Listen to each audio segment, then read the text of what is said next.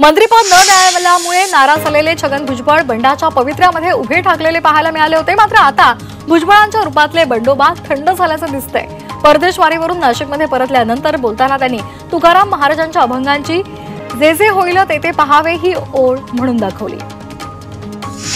पवार कुटुंब एकत्र आल्यास आपल्याला त्यांना शुभेच्छा असतील अशी प्रतिक्रिया छगन भुजबळ यांनी दिली आहे। पवार कुटुंबीय एकत्र येणार अशा चर्चा सुरू आहेत, त्यावर भुजबळ बोलत होते।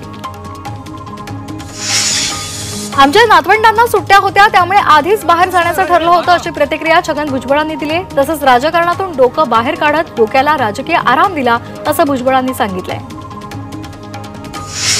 प्रशासनाची सूत्र हाती घेताच मुख्यमंत्री देवेंद्र फडणवीसांकडून बडेजावपणाला बंदी घालण्यात आली आहे। आपल्या दौऱ्यादरम्यान कुणीही पुष्पगुच्छ आणू नये, त्याचबरोबर दौऱ्याच्या वेळी पोलीस दलाकडून देण्यात येणारी मानवंदनेची प्रथा बंद ठेवावी असे स्पष्ट आदेश मुख्यमंत्र्यांनी दिले।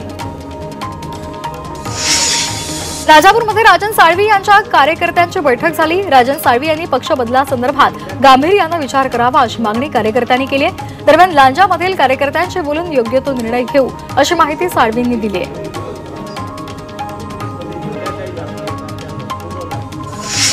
अजितदादांच्या ताफ्यामध्ये असलेली गाडी आणि वाल्मिक कराड यांना वापरलेली गाडी ही वेगवेगळी होती अशी माहिती राष्ट्रवादीचे सूरज चव्हाण यांनी ट्विटरद्वारे दिली आहे। खासदार बजरंग सोनावणे उच्च शिक्षित असल्यामुळे त्यांना नंबर प्लेट मधला फरक समजला नसेल असा टोलाही त्यांनी सोनावणे यांना लगावलाय। मुंबई बँक अप्रवर्गामध्ये बसत असल्यामुळे सरकारनं आम्हाला हा व्यवहार करण्यासाठी परवानगी दिल्याची प्रतिक्रिया आमदार प्रवीण दरेकर यांनी दिली आहे। तसंच विरोधकांचा मुंबई बँकेवर खूप प्रेम आहे असं म्हणत त्यांनी विरोधकांवर निशाणा साधलाय।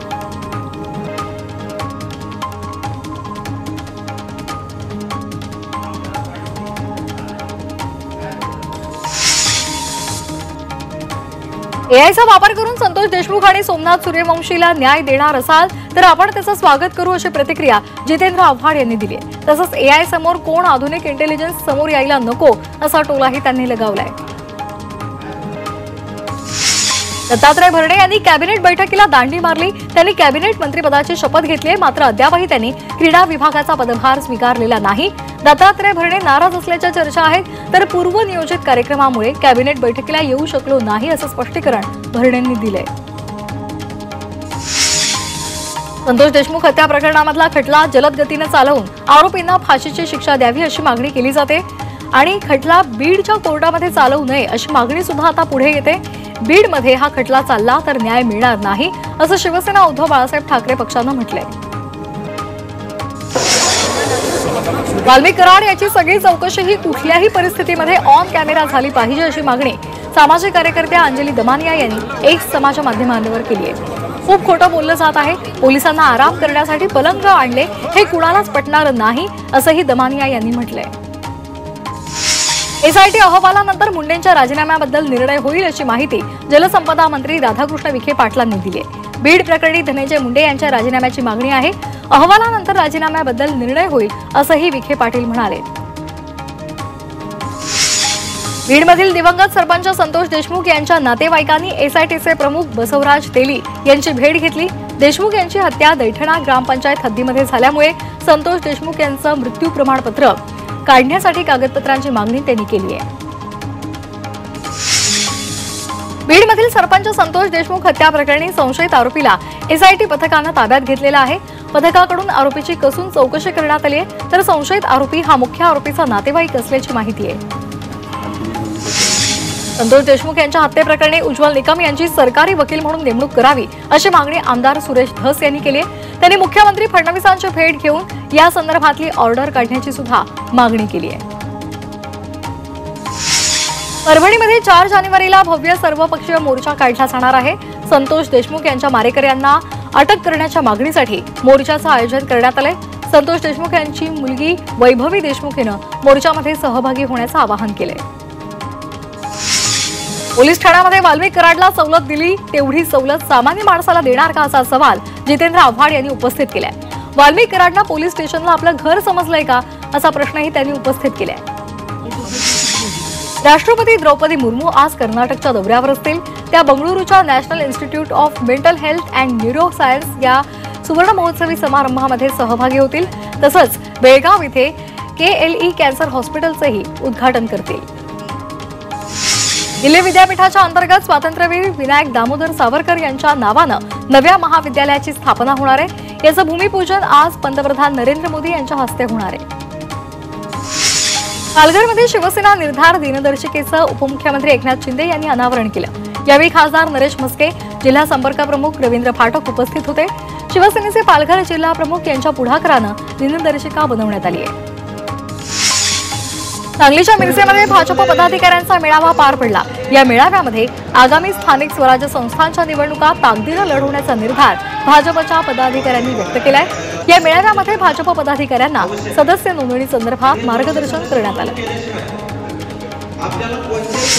सांगली महापालिकेकडून मालमत्ता करामध्ये वाढ करण्यात येत असल्याचा आरोप शिवसेना ठाकरे पक्षानं केलाय आणि त्याचबरोबर या करवाढीला विरोध सुद्धा केलाय। तसंच महापालिका अधिकाऱ्यांना करामध्ये वाढ करू नये या मागणीचं निवेदन देत आंदोलनाचा इशारा सुद्धा शिवसेना ठाकरे पक्षानं दिलाय।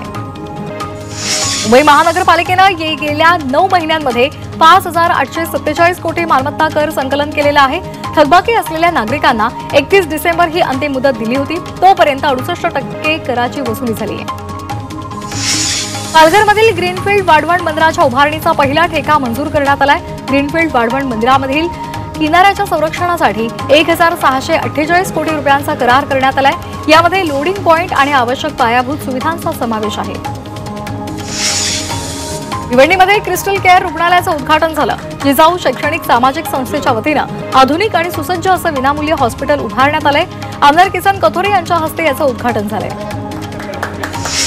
अमृत योजनेअंतर्गत कल्याण डोंबिवलीसाठी 357 कोटींच्या पाणी पुरवठा योजनेला उपमुख्यमंत्री एकनाथ शिंदे यांनी मान्यता दिली आहे। त्यामुळे आता नव्यानं समाविष्ट 27 गावांना सुरळीत पाणी पुरवठा होणार आहे।